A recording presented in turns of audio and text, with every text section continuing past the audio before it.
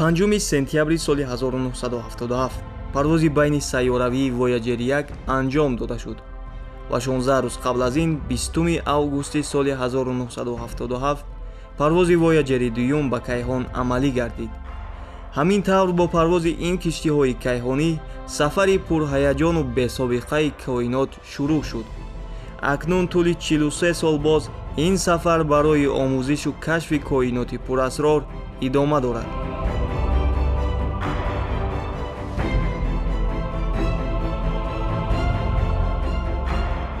дар тӯли ин сафар вояҷерҳо тавонистанд ки сайёраи муштарӣ ва зуҳалро бо ҷузъиёти хурдтарин омӯзанд ва аз моҳвораҳои он аксбардорӣ намоянд. бо лоиҳаи парвозҳои вояҷерҳои 1 ва 2 уранд хуб омӯхта шуд ва 11 моҳвораи уранд кашф гардид. дар раванди парвози ин киштиҳои кайҳонӣ бо кӯмаки қувваи ҷозибаи сайёраи зуҳал самти роҳи ин ду киштӣ ба ду тараф ҷудо гардид. инсоният аз он рӯзе ки ба фатҳи Кайҳон сар кард, барои омӯхтани Кайҳон дастгоҳҳои барои фиристодан омода мекард. махсус дастгоҳҳои кайҳонии Воячер 1 ва Воячер 2 ки аз ҷониби Иёлоти Муттаҳидаи Амрико сохта шуда буд. онҳо барои таҳқиқоти худи системаи офтобӣ бахусан сайёраҳои калонтарини системаи офтобӣ равона карда шуда буд. ҳайати инженерҳо болои ин дастгоҳ зиёд кор карданд. муддати 5 сол зиёда аз 1500 инженерҳо кор карданд ва дар аз ҳисоби буҷетҳои давлатӣ зиёда аз $200 миллион ҷудо карда шудааст ки ду дастгоҳи сохта шавад. ва гурӯҳи олимон барои хати ҳаракати масири ҳамон дастгоҳҳоро нишон доданд. зиёда аз 10,000 масирҳои онҳоро таъсир карда буданд ки аз байни онҳо танҳо дутои он қабул кардид. аз рӯи барномае ки Воячер 1 ва Воячер 2 сар дода шуда буд, бояд ки омӯзиши яъне ки лоиҳаи онҳо муддати 5 солро дар бар мегирид. вале ҳамин тавр дида мешавад ки он масофаҳои тӯлония тай карда то масофаҳои яъне ки охирон сайёраи системаи офтобӣ Нептунро ҳам гузашта ва сайёраи дигари хурд Плутонро ҳам ҷозибаи онро тарк карда ба тасмаи Койпер баромад. ба хотири дақиқ муайян кардани масалан мавқеи низоми офтобӣ, дарбораи шумораи сайёраҳо, дарбораи масалан динамикаи онҳо, яъне тарзи ҳаракати онҳо, ҳамин маҷбур шуданд ки ҳамин дастгоҳҳоро созанд ва бар Кайҳон партоб кунанд. албатта вақте ки аз замин мушоҳида мешавад, мушоҳидаи замин ин чӣ гуна аст? вақте ки аз замин мушоҳида мекунанд, замин дорои атмосфера аст. ҳамин атмосфери замин бисёри нуре ки аз Кайҳон меояд, аз дигар ҷирмҳо меояд, ин атмосфера ба худаш фурӯ мебарад. бинобар ин мушоҳидаи заминӣ бисёри вақт имконат намедиҳанд ки мо кашфиётҳои нав ба даст биёрем.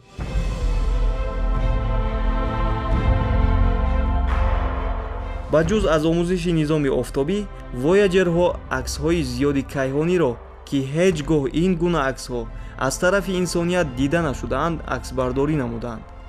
яке аз аксҳое ки вояҷерҳо бардоштанд, ин сайёраи замин аз дурии 6 миллиард километр мебошад.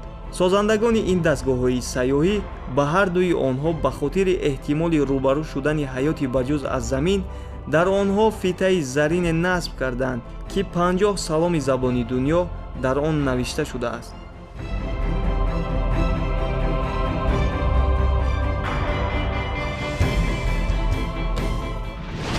вақти дастгоҳ сохтан муддати 5 сол болои он инженерҳо кор карданд. дар он ғайр аз оне ки датчикҳо дигарҳо пайваст карда шуда буданд, дар он ҳам ду компютерҳои ҳамонзамона насб карда шуда буд. ғайр аз ин дар он боз сабтҳои овозӣ ба монанди композиторҳои бузурги ҳамон замон ва суруди халқиятҳои гуногунро дар он ҷо сабт карда буданд, то ин ки тавонад ягон мавҷудоте бошаду ва дар бораи замин агар маълумот надошта бошад, ин информатсияро, яъне ки ин маълумотро аз худ кунад. азбаски берун аз атмосфера аллакай ҳаво нестай, имконоти мушоҳида бисёр خوب فراهم است. بنابراین انسان مجبور شد که همین دستگاه کیهان سازد و بر کیهان پرتوانو دقیق مثال آموزند. چی خیل مثلا تا سالهای 80 عصر گذشته در مشتری، در زحل، سیاره‌های کلانتر نظام آفتابی همگی 10 یا 12 همسفر کشف شده بود. وقتی که بعد سالهای 80 الکی دستگاه کیهانی، من مثلا دستگاه کیهانی واژر 1 واژر 2 از نزد این سیاره ها گذشتن، مقدار زیادی همسفران این سیاره ها را کشف نمودند. یعنی که همین ضرورت پرتاب کردن دستگاه های کیهانی همین است که هرچی دقیق تر همین نظام آفتابی را آموزیم. محض به واسطه همین دستگاه کیهانی مقدار زیادی همسفران دیگر سیاره کشف شد. تا حال الکی در نظام آفتابی محض به واسطه همین دستگاه ها در نظام آفتابی هر روز قریب کشفیات های نو است. مثلا حاضر مشتری کلانترین سیاره سیستم آفتابی در مشتری الکی 80 همسفر کشف شده است. یعنی که 80 همسفر در اطراف، بنابر معلومات های آخران 80 همسفر در اطراف مشتری دور میزند. در اطراف زحل باشد 70 تا. این به سبب دقیقیت بودن اسباب استرونومی است.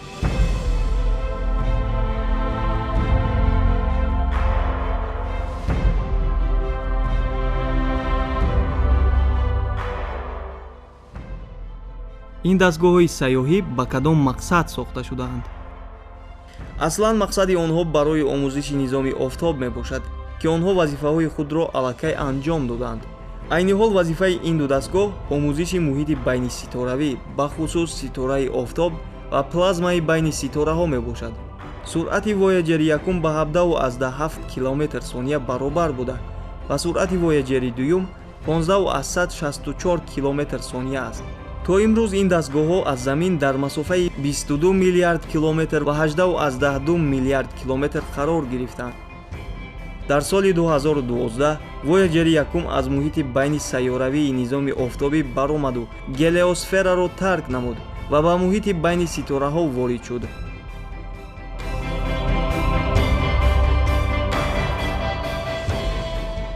همینطور دستگاه کیهانی واyager 1 سال 2004 به زمین خبر داد که او سرحدی موج‌های ضربوی که در سیستم آفتابی هست از آنجا گذشته از کجا خلاصه برآوردند که وقتی که در این نقطه مشاهده کردن شمال آفتابی و پلازمای آفتابی یک باره صورتش سست گردید.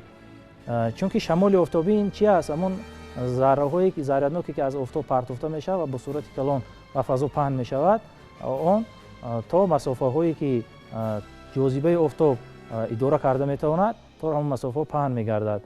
و در همین جا سال 2004 این نقطه را به قید گرفتند.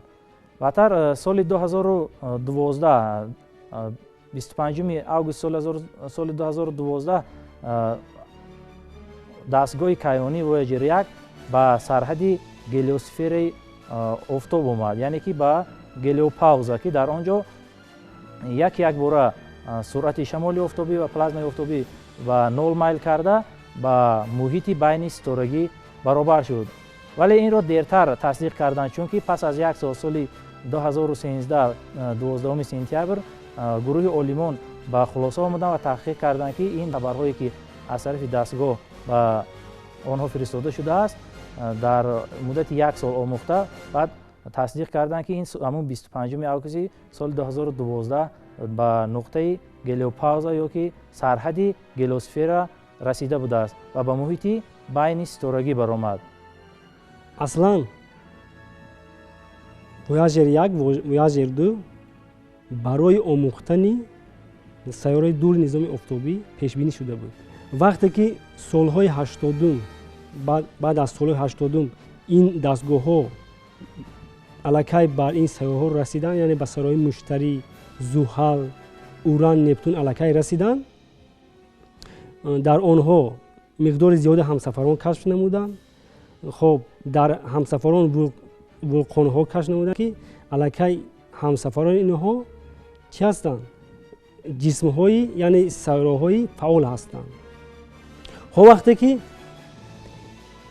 ин дастгоҳҳо вазифаашонро анҷом доданд, вазифаи инҳо асосан муддаташ 5 солро дар бар мегирад. дар муддати ҳамин 5 сол инҳо ҳамин сайёраҳоро меомӯхтанд. сайёраи муштарӣ, зуҳал, уран, нептунро дар ҳамин муддати 5 сол бо ҳамсафаронаш бояд меомӯхтанд.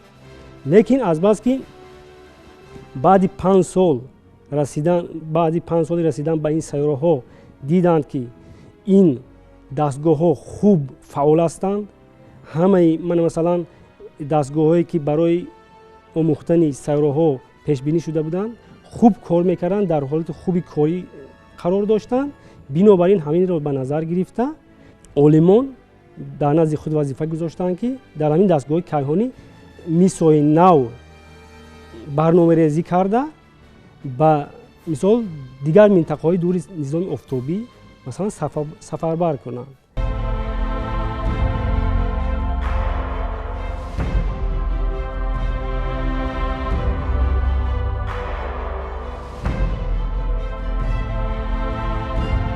айни ҳол мутахассисоне ки ин дастгоҳҳоро пайгирӣ менамоянд барои боз ҳам зиёдтар умр дидани ин дастгоҳҳо кӯшиш меварзанд.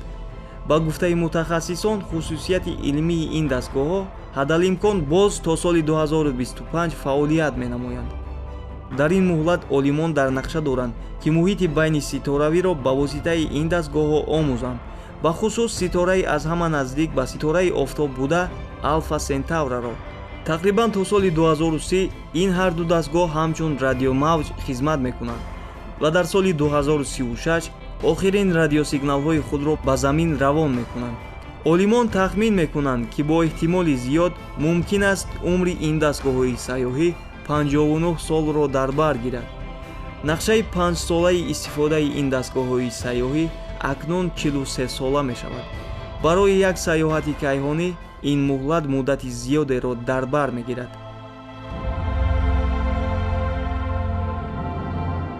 дастовардҳои дастгоҳи кайҳонии Воячер 1 ниҳоят зиёд аст, чунки инсоният бо ин дастгоҳ тавонист ки дар бораи системаи офтобӣ маълумоти бештар пайдо кунад, бахусус омӯзиши сайёраҳои калонтарини системаи офтобӣ. ғайр аз ин радиф ҳамсафарони табиии ин сайёраҳо ошкор гардид. агар мо аз ҳама зиёдтар нигоҳ кунем дар сайёраи уран ки дар он зиёда аз 11 сайёраи яъне ки ҳамсафари нав ошкор гардид. ғайр аз ин аз минтақаҳо дар бораи ташаккули ҳамин сайёраҳо яъне ки майдони магнитии онҳо, ҳарорати дохили онҳо маълумотҳо ба замин ирсол мекарданд. вақте ки соли 1990 дастгоҳи кайҳонӣ акси заминро аз ҳамон масофае ки дар масофаи 6 миллиард километр буд ба замин фиристон, замин қариб нонамоён метофт, чунки ҳамон дастгоҳ аз он бениҳоят дур шуда рафта буд. дастовардҳо ғайр аз ин он дар бораи гелиопауза яъне ки сарҳади системаи офтобиро муайян кард ки дар масофаи тақрибан 121 воҳиди астрономӣ ҷойгир шудааст. як воҳиди астрономӣ масофаи байни замину офтоб мебошад ки тақрибан ба 150 миллион километр баробар аст. мақсад гузошта шуд ки бояд ин дастгоҳҳо дар оянда гелиопаузаи офтобро омӯзанд. гелиопауза чист? ин минтақаест дар системаи офтобӣ ки дар он минтақа сели плазмаи офтобӣ, сели шамоли офтобӣ ба шамоли ситорагӣ баробар мешавад. хоб ҳамин минтақа дар масофаи аз офтоб дар масофаи 121 воҳиди астрономӣ қарор дорад. ҳамин минтақаро Воячер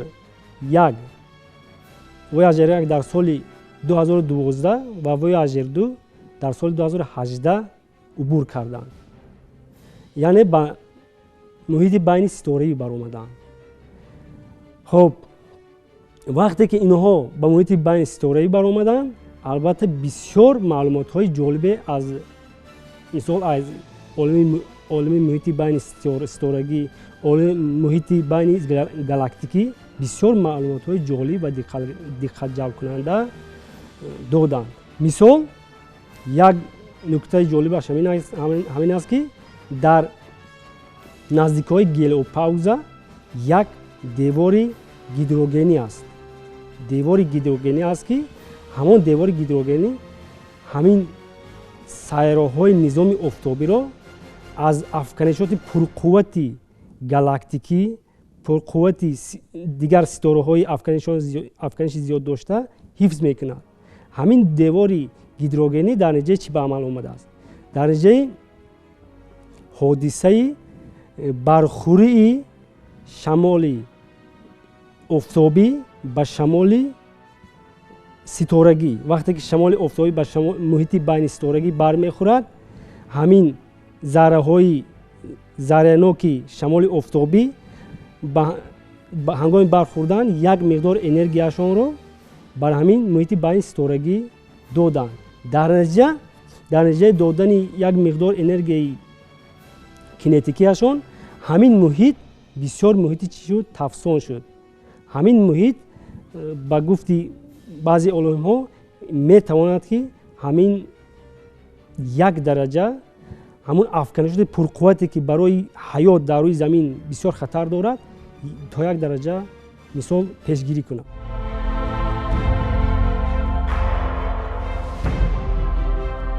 баъди парвози ин киштиҳои кайҳонӣ нигоҳи инсон ба кайҳон дигар шуд. вояҷерҳо дастгоҳҳои танҳои парвозкунандаи коинот мебошанд, ки доимӣ дар он ҷо қарор доранд. новаста аз даҳҳо ҳолатҳои хатарбор ва номуваффақ, ин киштиҳо тавонистанд ба замин маълумоти зиёд равон кунанд. акнун дигар ин сайёҳон дар ҳазорсолаҳо сафари беинтиҳои роҳи каҳкашон машғул мешаванд. тақрибан баъд аз 300 сол вояҷери дуюм ба наздикии охирин гӯшаи дохилии абри оард мерасад ва баъд аз 30 000 сол куллан онро тарк мекунад.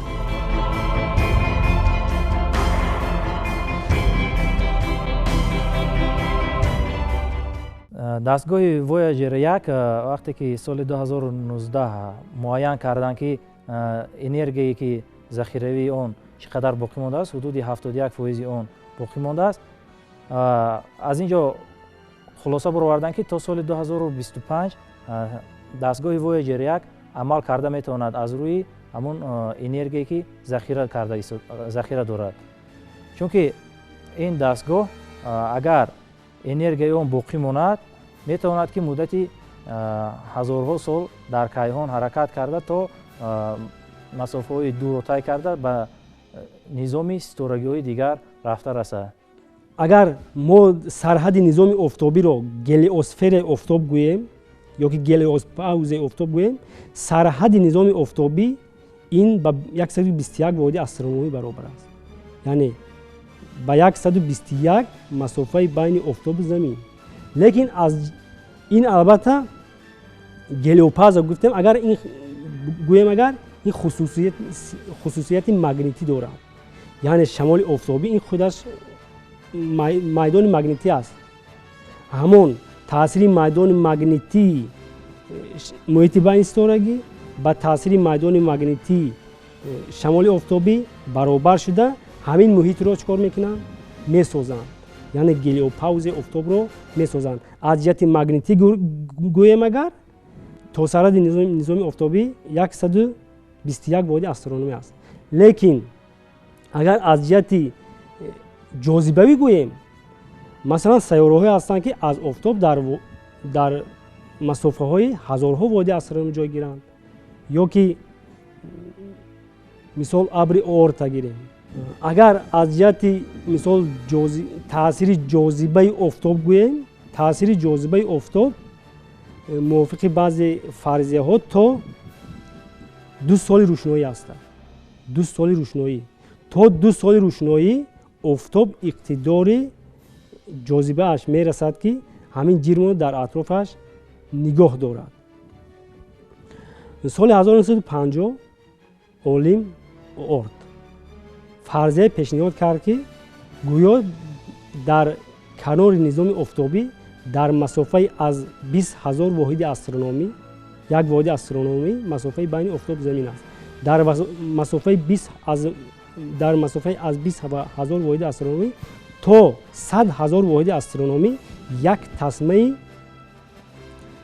тасмаи хуб яхини аст ки дар он ҷо миқдори зиёди ҷирмҳо ба андозаи гуногун ҷойгир ҳастанд. мувофиқи баъзе маълумотҳо шумораи он ҷирмҳо ба 10 дараҷаи 11 мерасад, яъне ки ба 100 миллиард адад мерасад. ҳамин минтақаро минтақаи абри оорд гуфтанд, яъне ки ҳамин ҷирмҳо шакл ва андозаи гуногун дошта гӯё ки дар атрофи офтобро чикор карданд, гирд карда гирифтанд. ҳаминро агар аз ҷиҳати ҷозибавӣ гӯем, канори системаи офтобӣ, яъне сарҳади системаи офтобӣ ба 2 соли рӯшноӣ баробар аст.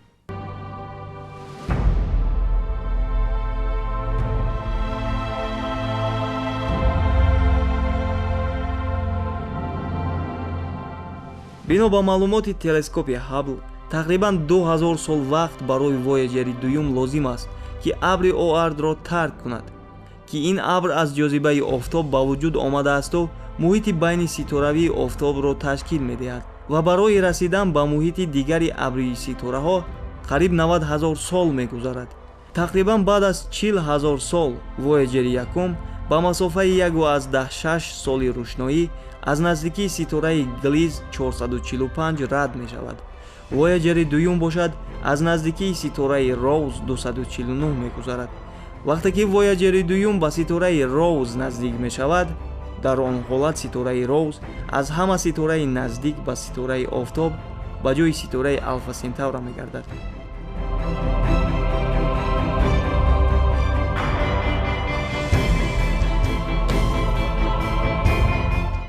ба гуфтаи кайҳоншиносон, шояд бо ин ки чархзании ситораи офтоб 15 маротиба зиёдтар аз чархзании ин киштиҳои кайҳонӣ дар атрофи роҳи каҳкашон бошад, вале эҳтимол рӯзе тавонанд боқимондаи ин дастгоҳҳо бо низоми офтобӣ баъд аз миллион сол рӯбарӯ шаванд.